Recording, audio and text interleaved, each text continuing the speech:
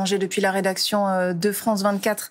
Merci. L'Ukraine qui résiste depuis plus de 2 ans maintenant à l'invasion russe. On retrouve Anaïs Anquet, envoyée spéciale à Kiev. Anaïs, le pays fait face à un manque criant d'armes et de munitions. Alors on l'imagine, cette annonce a été vécue comme une délivrance.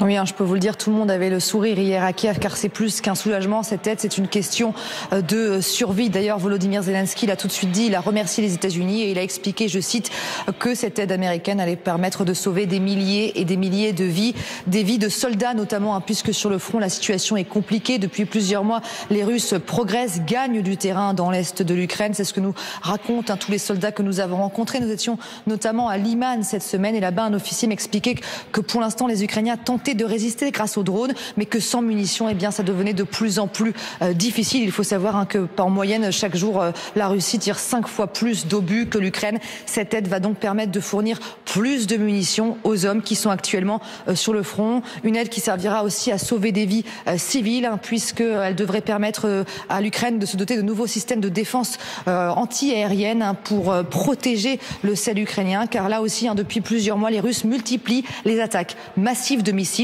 contre des civils. Et toujours en Ukraine, prenons la direction de Donetsk, zone sous contrôle russe, où l'on rejoint notre correspondant Luc Lacroix. Luc, quelle a été la réaction de Moscou ?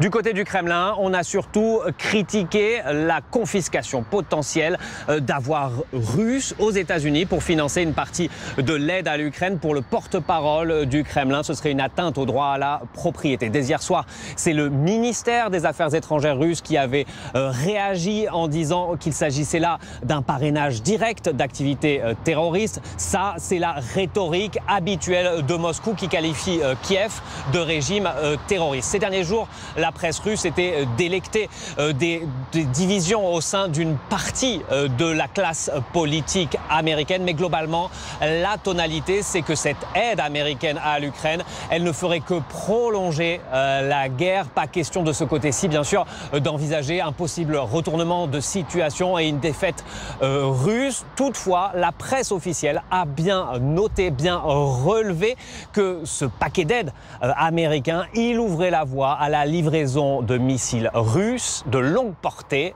à l'Ukraine.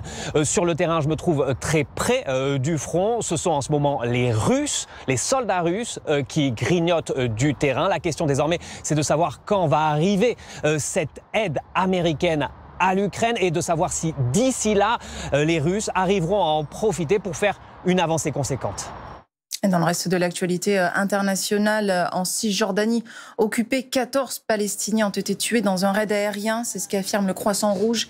Hier, l'armée israélienne avait annoncé avoir tué 10 personnes dans une opération antiterroriste dans cette même partie du nord du territoire.